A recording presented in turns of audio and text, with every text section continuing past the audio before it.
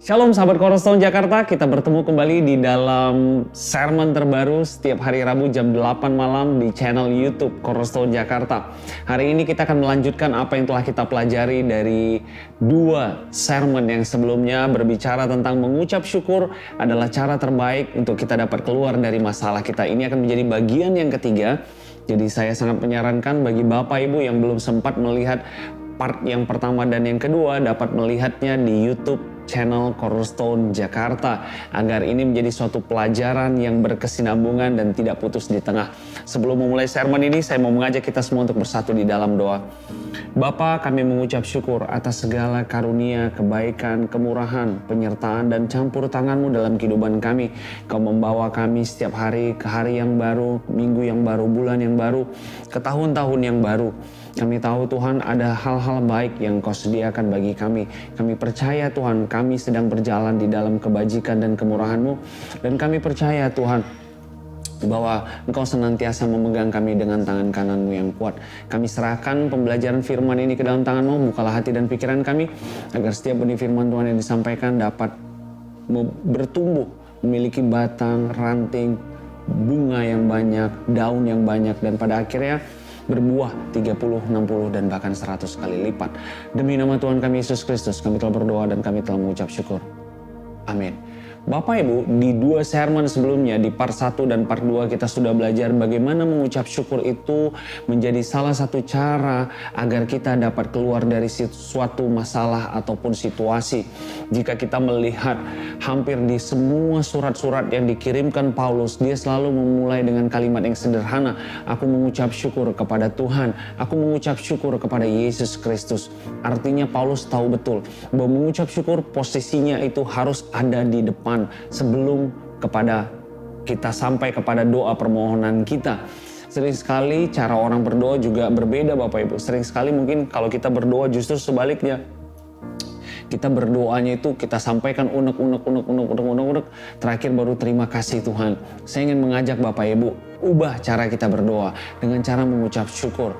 Di sermon sebelumnya juga kita sudah belajar bahwa mengucap syukur adalah bentuk dari cara kita mempercayai bahwa Tuhan sudah memberikan kemenangan bagi kita. Kemenangan bagi kita di dalam Yesus Kristus. Kita juga sudah belajar dari kitab Tesalonika, mengucap syukurlah dalam segala hal. Itulah yang diinginkan Tuhan di dalam Yesus Kristus. Kita juga sudah belajar dari firman Tuhan yang berkata di kitab Filipi 4 ayat yang ke-6 bahwa cara untuk melawan kekhawatiran adalah dengan cara mengucap syukur. Hari ini jika banyak kekhawatiran mungkin yang timbul di dalam hati kita, caranya agar saya dan Bapak Ibu tidak lagi mau hidup di dalam kekhawatiran ataupun ketakutan tadi dengan cara mengucap syukur. Mengucap syukur adalah bentuk dari cara kita untuk memprioritaskan Tuhan.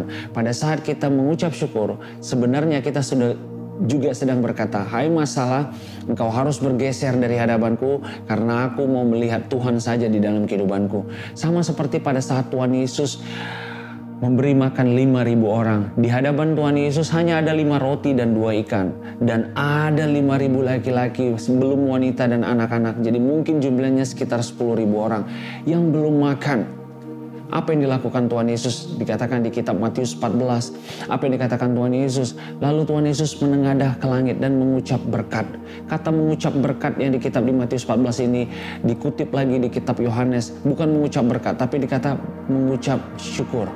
Artinya pada saat saya mengucapkan berkat, mengucapkan syukur atas ada situasi di depan saya yang sepertinya tidak mungkin untuk dapat kita lewati, maka Tuhan akan melakukan yang namanya multiplikasi yang tidak terbatas. 5 roti 2 ikan tadi bermanifestasi dengan luar biasa pada malam itu. Sehingga 5.000 orang dapat makan. Dan ini perlu dibahas Bapak Ibu. Dan sisa 12 bakul. Apa artinya? Di balik ucapan syukur Tuhan Yesus, ada 12 bakul sisa. Artinya apa? Bukan hanya 5.000 orang itu makan Bapak Ibu. Tetapi mereka dapat membawa sisanya dan bertemu keluarganya dan memberi makan keluarganya. Artinya apa? Mungkin ada orang-orang di luar sana yang membutuhkan, ada banyak hal yang mereka butuhkan. Dan mungkin itu tergantung dari ucapan syukur kita. Pada saat kita mengucap syukur Bapak Ibu. Pada saat kita mengatakan Tuhan Kau sungguh baik, Tuhan Kau adalah segala-galanya bagiku. Aku tahu Bapa Engkau tidak pernah meninggalkan aku. Pada saat itu Tuhan bukan hanya akan menjawab apa yang menjadi kebutuhan kita, tetapi Tuhan akan memberikan juga sisa 12 bakul, yang artinya itu dapat digunakan oleh orang-orang di sekeliling kita.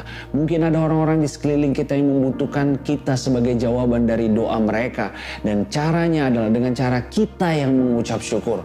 Mungkin ada perubahan di pasangan kita, di anak-anak kita, atau di hubungan dan lain-lain yang kita harapkan bisa mengarah ke lebih baik. Kita berharap mungkin orang lain yang berubah. Saya mau dia berubah, saya mau dia lebih baik, saya mau dia lebih melakukan ini. Bapak Ibu, Tuhan Yesus memberikan satu solusi. Hari ini saya dan Bapak Ibu yang mengucap syukur, dan kita akan melihat ada sisa 12 bakul. Sisa 12 bakul tadi sudah saya sampaikan, ini bercerita tentang kita menjadi jawaban bagi orang lain. 12 bakul, tidak hanya 5.000 orang itu makan, tetapi 5.000 orang tadi dapat bawa pulang dan masih ada sisa, dan orang-orang yang mereka jumpai dapat makan apa yang diberikan oleh Tuhan Yesus. Hari ini lingkungan kita perlu melihat Yesus melalui kehidupan kita dengan cara ucapan syukur kita. Sama seperti suatu kisah di kitab Kisah Para Rasul, Bapak Ibu. Setelah Paulus dan Silas disiksa, didera mereka, setelah mereka mengalami suatu siksaan yang luar biasa, nabi Tuhan itu, murid Tuhan itu disiksa, dihajar karena mereka melakukan suatu tindakan yang mengusir roh jahat dari seorang wanita. Apa yang terjadi? Mereka ditaruh di penjara yang ada posisinya di tengah, itu adalah posisi penjara yang paling tinggi tingkat keamanannya. Apa yang terjadi? Kira-kira tengah malam Alkitab berkata Paulus dan Silas menaikkan pujian bagi Tuhan, sehingga semua orang di penjara itu mendengar pujian penyembahan mereka. Apa yang terjadi? Sesaat sesudah mereka menaikkan pujian penyembahan dan ucapan syukur mereka, terjadi gempa bumi yang dahsyat. Sendi-sendi penjara tadi terbuka. Belenggu-belenggu yang mengikat Paulus, Silas dan semua orang di dalam penjara tadi tiba-tiba terlepas, Bapak Ibu. Dan setelah itu apa yang terjadi? Setelah itu kepala penjara merasa stres. Dia mencoba mengambil pedang dan menghunuskan perutnya karena dia mau bunuh diri. Selanjutnya apa yang terjadi? Paulus berkata demikian, "Jangan kau celakakan dirimu. Kami semua ada di sini." Perhatikan Bapak Ibu, pujian penyembahan murid-murid Tuhan tadi dapat membuka belenggu-belenggu orang lain. Hari ini Bapak Ibu, mungkin orang-orang di sekitar kita punya belenggu-belenggu berbicara tentang masalah-masalah mereka. Belenggu-belenggu berbicara tentang ada hal-hal yang mengikat mereka. Mungkin mereka terikat terhadap obat-obatan. Mungkin mereka terikat sudah lama hidup di dalam satu penyakit-penyakit yang seperti tidak mengalami kesembuhan. Mungkin mereka terikat terhadap suatu situasi yang tidak keluar dari suatu situasi yang terus-menerus sepertinya mereka tidak pernah berkecukupan, selalu berkekurangan. Hari ini Bapak Ibu, jadilah Paulus dan Silas di tengah-tengah komunitas kita. Pada saat engkau mengucap syukur, pada saat engkau menaikkan pujianmu, pada saat engkau mengatakan Tuhan Yesus baik, aku bersyukur atas segala hal yang sudah kau kerjakan dalam kehidupanku, maka engkau akan melihat bukan hanya belenggu Paulus dan Silas pada saat itu yang terbuka, tetapi belenggu-belenggu orang-orang yang di sekeliling mereka juga lepas. Bantu orang-orang di sekeliling kita Bapak Ibu untuk melepaskan belenggu mereka. Mungkin mereka orang-orang yang tidak percaya kepada Tuhan. Tapi dengan ucapan syukur kita, mungkin mereka akan melihat belenggu-belenggu mereka akan dilepaskan. Mungkin orang-orang di kantor, dimanapun, di tempat kita bekerja, belajar untuk mengucap syukur. Mungkin ada orang-orang kita melihat sepertinya susah sekali mengalami ada perubahan, ada lompatan, ada loncatan di dalam karirnya. Dia stuck di satu posisi. Mulai belajar untuk mengucap syukur atas mereka. Mulai memberkati mereka. Mulai perkatakan Tuhan baik. Beritahu mereka, Tuhan itu baik. Tuhan itu baik. Jangan mengeluh.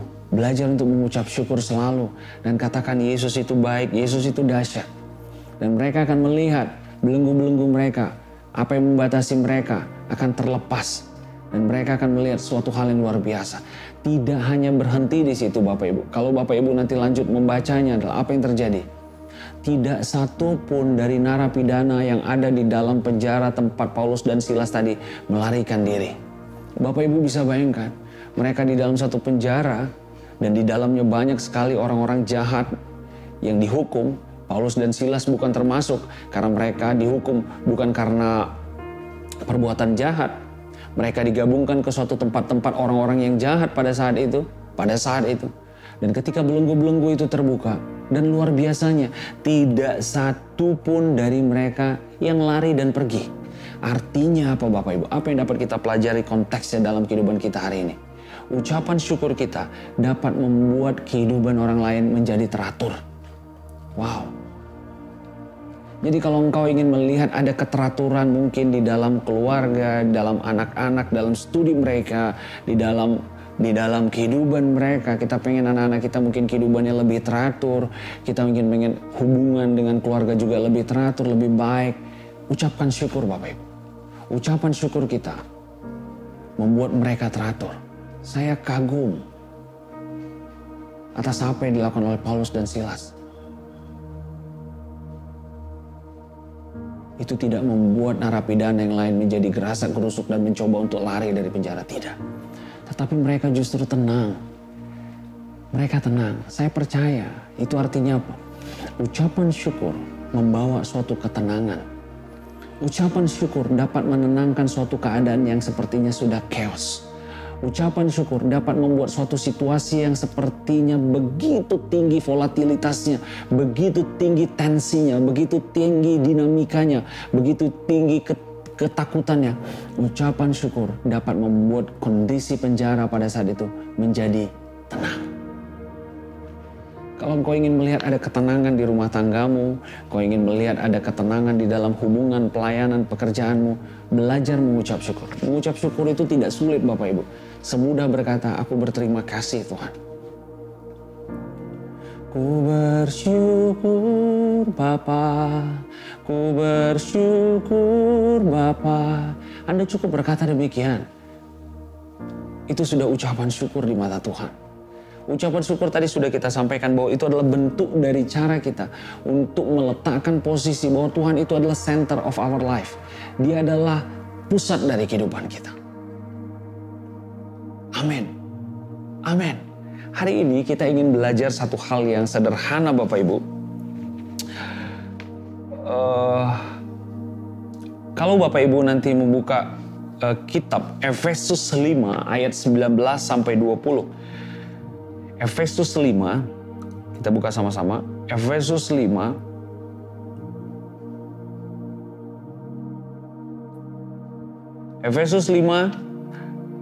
dikatakan dari ayat 1 sampai 21 Bapak Ibu, itu berbicara tentang perikopnya, berbicara tentang anak-anak terang, hidup sebagai anak-anak terang. Jadi kalau kita baca di situ judul besarnya adalah perikopnya berbicara tentang hidup sebagai anak-anak terang. Di ayat 19 sampai yang ke-20 berkata demikian. Dan berkata-katalah seorang kepada yang lain dalam mazmur, kidung puji-pujian dan nyanyian rohani. Bernyanyi dan bersoraklah bagi Tuhan dengan segenap hati. Ucaplah syukur senantiasa atas segala sesuatu dalam nama Tuhan kita Yesus Kristus kepada Allah dan Bapa kita. Ucaplah syukur senantiasa atas segala sesuatu. Tidak segala sesuatu yang terjadi dalam kehidupan kita itu atas keinginan kita Bapak Ibu. Bisa jadi kita mengalami suatu keadaan, suatu kejadian atas apa yang orang lain lakukan. Tapi Tuhan bilang gini, mengucap syukurlah senantiasa atas segala sesuatu dalam Tuhan kita Yesus Kristus kepada Allah dan Bapa kita. Allah, Tuhan, Yesus Kristus dapat mengubah situasi kita Bapak Ibu. Mungkin situasi itu bukan suatu situasi yang menguntungkan kepada kita sepertinya saat itu. Tapi dengan ucapan syukur, Tuhan dapat mengubah situasi tadi menjadi sesuatu situasi yang berguna dan baik bagi kita. Mungkin ada yang merasa aku salah nih membuat keputusan dengan pindah ke company ini. Jangan lama-lama menggerutu, jangan lama-lama mengeluh, jangan lama-lama komplain. Ucapkan syukur. Pada saat kita mengucap syukur, tadi kita sudah belajar. Di kata lain arti mengucap syukur itu adalah mengucapkan berkat. Pada saat Tuhan Yesus menengadah ke langit dan mengucapkan berkat, lalu dia memecah-mecahkan roti, maka terjadi yang namanya manifestasi, maka terjadi yang namanya multiplikasi dari 5 roti 2 ikan. Demikian juga dengan kehidupan kita sebagai orang-orang yang bekerja di dunia profesional, di pelayanan. Mungkin kita punya usaha, bisnis toko atau apapun. Mungkin situasinya, aduh Tuhan kami salah pilih tempat toko ini, kesel banget. Ruko ini harusnya nggak menjadi tempat kami berusaha ataupun berbisnis. Jangan katakan demikian, tetapi mengucap syukurlah atas tempat tadi, mengucap syukurlah atas tempat tadi, menengadah ke langit dan mengucapkan berkat, mengucapkan syukur. Dan setelah itu Bapak Ibu bekerja, Dan setelah itu Tuhan akan memultiplikasikan apa yang tadi sepertinya terbatas. 5 roti tadi bermultiplikasi dengan hebat. Unlimited. Seandainya saja mereka belum kenyang, saya percaya 5 roti itu akan terus bermultiplikasi. Jadi hari ini Bapak Ibu, apapun yang engkau pegang, ucapkan syukur. Ucapkan syukur atas setiap hal yang kita kerjakan. Ucapkan syukur atas setiap hal yang kita lewati. Ucapkan syukur atas setiap hal dan situasi yang sedang kita alami. Tuhan dapat mengkonvertnya, Tuhan dapat menggantinya, Tuhan dapat memutarbalikkan keadaan. Jika kondisi itu adalah suatu kondisi yang baik dan engkau mengucap syukur, Tuhan dapat memultiplikasikan kondisi tadi menjadi kondisi yang lebih baik, sangat baik dan super sangat baik bagi engkau. Amin. Amin. Mengucap syukur kalau kita buka di dalam Alkitab Bapak Ibu adalah salah satu ciri yang harus dimiliki oleh anak-anak Tuhan. Yang harus dimiliki oleh anak-anak Tuhan. Kita buka sama-sama sekarang di kitab 2 Timotius 3 Bapak Ibu. Di kitab 2 Timotius 3 berbicara tentang keadaan manusia pada akhir zaman.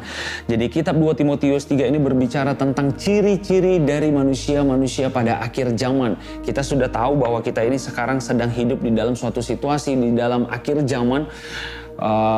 Kita sangat siap untuk menyambut kedatangan Tuhan Yesus yang kedua kali. Dan di kitab 2 Timotius 3 ini berbicara tentang gimana ciri-ciri dari orang-orang pada akhir zaman. Jika Bapak Ibu, saya akan bacakan 2 Timotius 3 ayat 1-4. Keadaan manusia pada akhir zaman. Ketahuilah bahwa pada hari-hari terakhir akan datang masa yang sukar. Manusia akan mencintai dirinya sendiri dan menjadi hamba uang. Mereka akan membual, menyombongkan diri, pemfitnah. Mereka akan memberontak terhadap orang tua dan tidak tahu berterima kasih, tidak memperdulikan agama, tidak tahu mengasihi, tidak mau berdamai, suka menjelekkan orang lain, tidak dapat mengekang diri, garang, tidak suka yang baik, suka mengkhianat, tidak berpikir panjang, berlagak tahu, lebih menuruti hawa nafsu daripada menuruti Allah. Inilah ciri-ciri dari manusia-manusia yang akan ada di akhir zaman. Saya percaya teman-teman Cornerstone tidak memiliki ciri-ciri ini karena kita adalah anak-anak terang, kita adalah anak-anaknya Tuhan Yesus yang sudah ditebus dengan darah yang mahal. Saya ingin memberitahu di ayat yang kedua, salah satu ciri dari orang pada akhir zaman adalah di bagian akhir dari ayat yang kedua, mereka akan memberontak terhadap orang tua dan tidak tahu berterima kasih. Jadi hari ini Bapak Ibu, dunia ini perlu melihat bahwa anak-anak Tuhan memiliki satu karakter yang kuat, yaitu cepat berterima kasih, cepat mengucap syukur. Itu yang membedakan ciri-ciri dari orang-orang pada akhir zaman dengan kita. Kita adalah orang-orang yang hidup di akhir zaman, tetapi kita adalah anak-anak Tuhan. Kita adalah anak-anak yang hidup di akhir zaman, tapi status kita adalah anak-anaknya Allah. Kita adalah orang-orang yang hidup di akhir zaman, tapi status kita adalah anak-anak yang telah ditebus. Sehingga harus ada perbedaan karakter, attitude, dan cara dari orang-orang yang telah ditebus dengan orang-orang yang tidak ditebus. Salah satu cara pembedanya adalah kita tahu bagaimana mengucap syukur dan berterima kasih. Amin. Amin. Amin.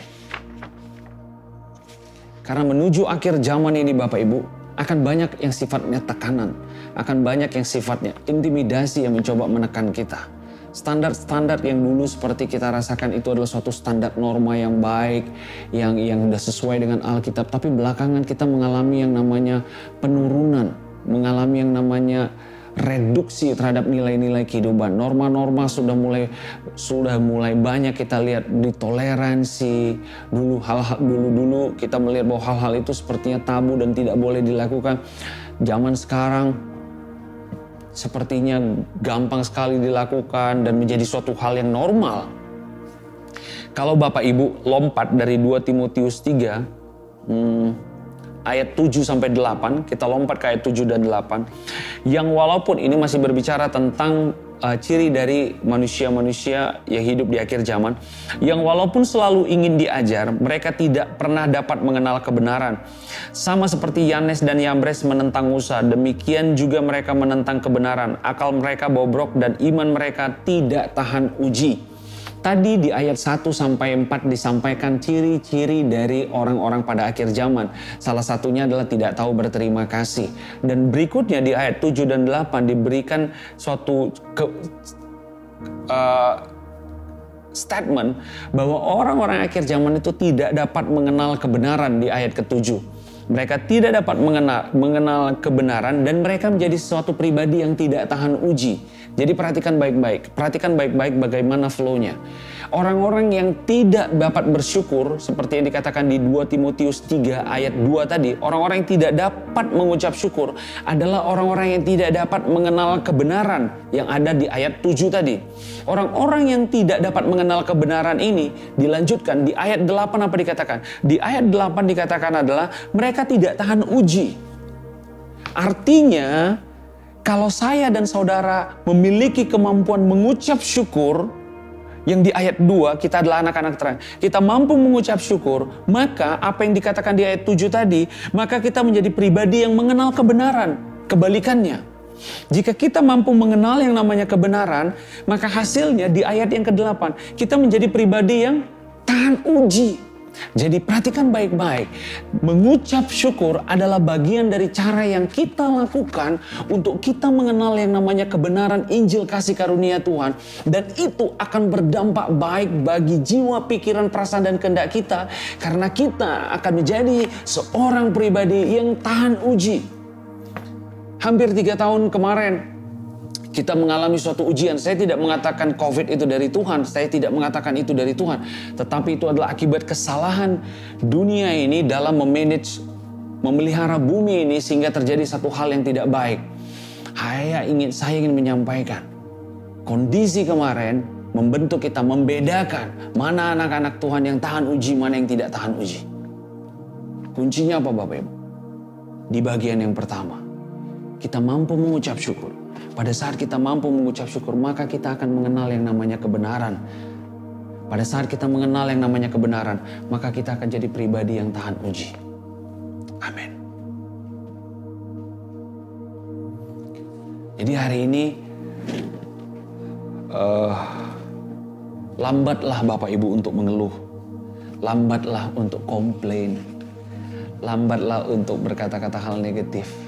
Tetapi cepatlah untuk berkata terima kasih Tuhan, terima kasih dan terima kasih.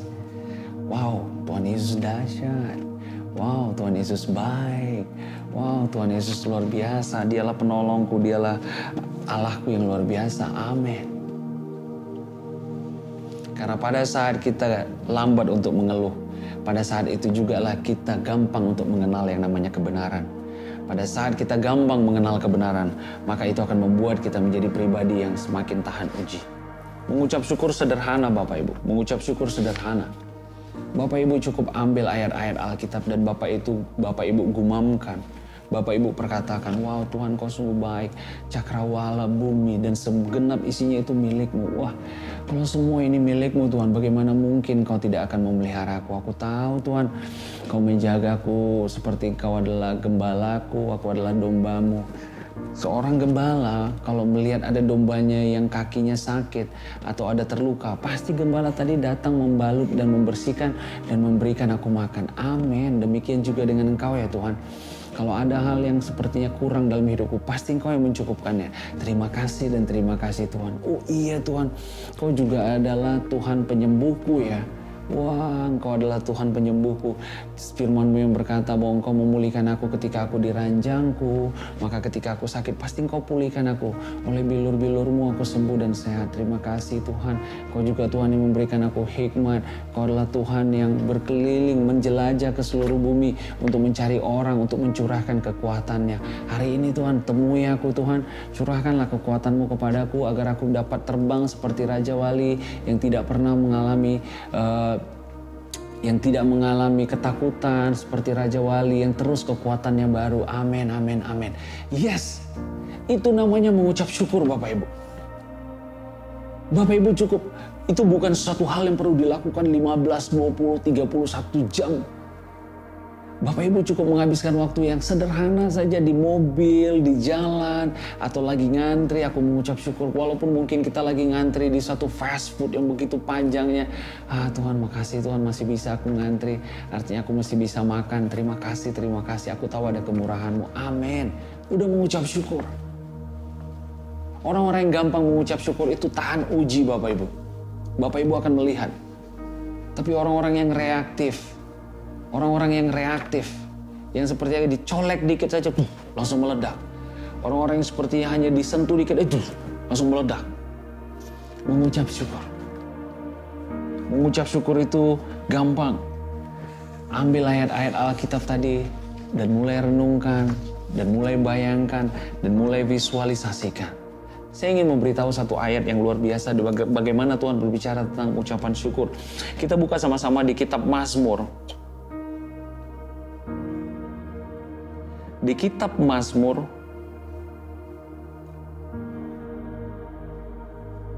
di kitab Mazmur 8 ayat 3, ini ayat yang sederhana. Mazmur 8 ayat 3 Bapak Ibu. Mazmur 8 ayat 3 bilang gini. Mazmur 8 ayat 3. Dari mulut bayi-bayi dan anak-anak yang menyusu telah kuletakkan dasar kekuatan karena lawanmu untuk membungkamkan musuh dan pendendam. Saya ulangi. Dari mulut bayi-bayi dan anak-anak yang menyusu telah kuletakkan dasar kekuatan karena lawanmu. Tuhan sudah meletakkan suatu dasar kekuatan dari mulut bayi-bayi. Bahkan di mulut bayi-bayi, pada saat bayi-bayi mungkin itu adalah dasar kekuatan. Artinya apa yang keluar dari mulut kita itu jadi dasar kekuatan Bapak Ibu bagi orang-orang percaya. Bayi-bayi mungkin belum tahu ayat-ayat firman tadi untuk dia berkata Tuhan adalah gembalaku. Mungkin bayi yang baru lahir hanya tahu nangis. Tetapi bagi anak-anak orang percaya, bagi bayi-bayi orang percaya, Tuhan telah meletakkan suatu dasar kekuatan. Artinya apa? Ucapan syukur ini menjadi suatu dasar kekuatan bagi saya dan Bapak Ibu. Amin. Pada saat engkau mengucapkan syukur, pada saat engkau berkata hal yang baik, di mata Tuhan engkau sedang menggunakan dasar kekuatanmu yang telah diletakkan Tuhan di mulut bayi-bayi, bahkan pada saat mereka masih menyusu. Hari ini dasar itu sudah ada Bapak Ibu. Kekuatan itu sudah ada. Saya dan Bapak Ibu hanya perlu untuk melihat manifestasinya terjadi. Amin. Don't give up. Jangan menyerah dengan keadaan. Jangan menyerah dengan situasi. Menang atas situasi melalui ucapan syukur.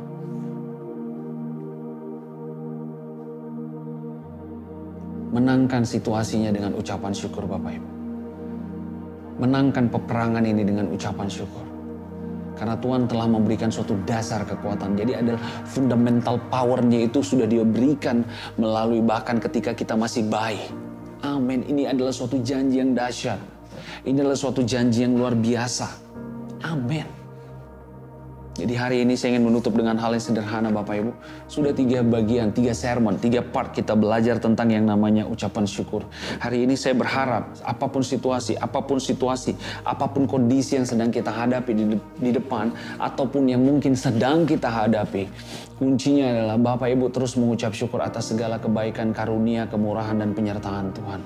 Dan kau akan melihat Tuhan akan membawa engkau keluar dari satu situasi dan masuk ke suatu hal yang baru yang tidak pernah engkau bayangkan. Tuhan akan menolong saya dan Bapak Ibu keluar dari situasi ini. Kuncinya satu, mengucap syukurlah. Mengucap syukur kita sudah belajar, artinya kita merefokuskan. Tadinya kita fokus kepada masalah, fokus kepada kekhawatiran. Pada saat kita mengucap syukur, artinya kita sedang memfokuskan diri kita kepada Tuhan. Menengadah ke langit dan mengucapkan berkat. Pada saat kita mengucapkan berkat di mata Tuhan, itu sama dengan kita mengucapkan syukur. Multiplikasi terjadi sesudah kita mengucap syukur. Sama seperti Tuhan Yesus, multiplikasi dari 5 roti 2 ikan tadi termanifestasi setelah Tuhan Yesus menengadah ke langit dan mengucapkan berkat. Dan kau akan melihat hal-hal yang sepertinya tadi terbatas yang ada di tangan kita, sepertinya terbatas, tidak mungkin, impossible, tidak ada jalannya, tidak ada kemungkinannya. Engkau akan melihat hal-hal tadi menjadi mungkin.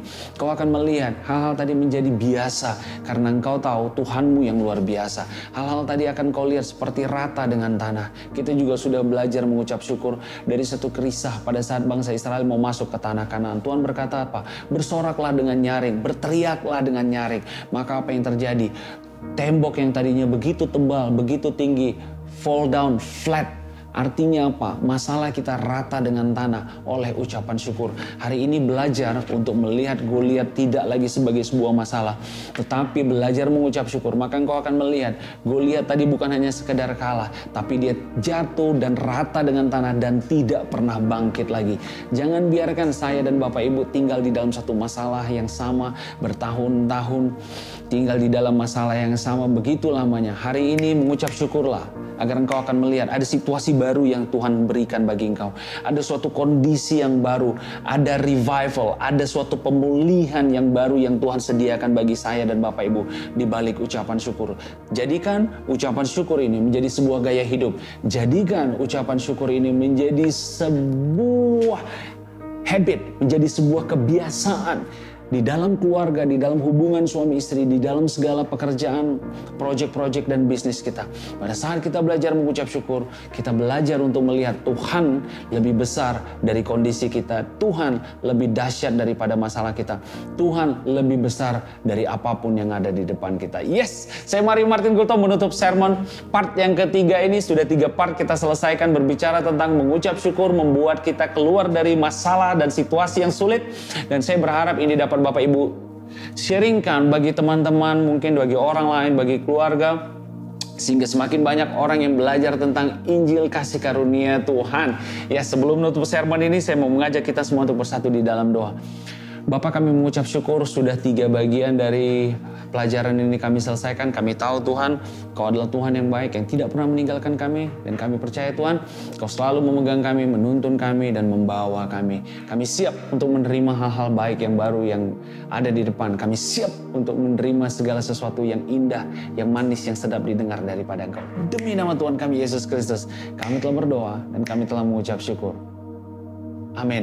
Saya ingin mengingatkan kembali Bapak Ibu, bagi Bapak Ibu yang tinggal dan berdomisili di daerah Jabodetabek, Cornerstone Jakarta telah melakukan kebaktian onsite setiap hari Jumat jam 12 di gedung Atria at Sudirman. Setiap hari Jumat jam 12 siang di gedung Atria at Sudirman. Bagi Bapak Ibu yang ada di sekitar Jabodetabek, agar kita dapat bertemu, berfellowship bersama, mendengarkan sermon firman Tuhan juga.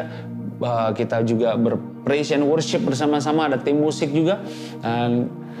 Menjadi sebuah kerinduan bagi kami untuk memberikan yang terbaik agar kita semua dapat semakin mengenal Injil kasih karunia Tuhan, belajar kebaikan dan kemurahan Tuhan. Tuhan Yesus memberkati kita semua. Kita bertemu lagi di dalam sermon selanjutnya. God bless you and see you.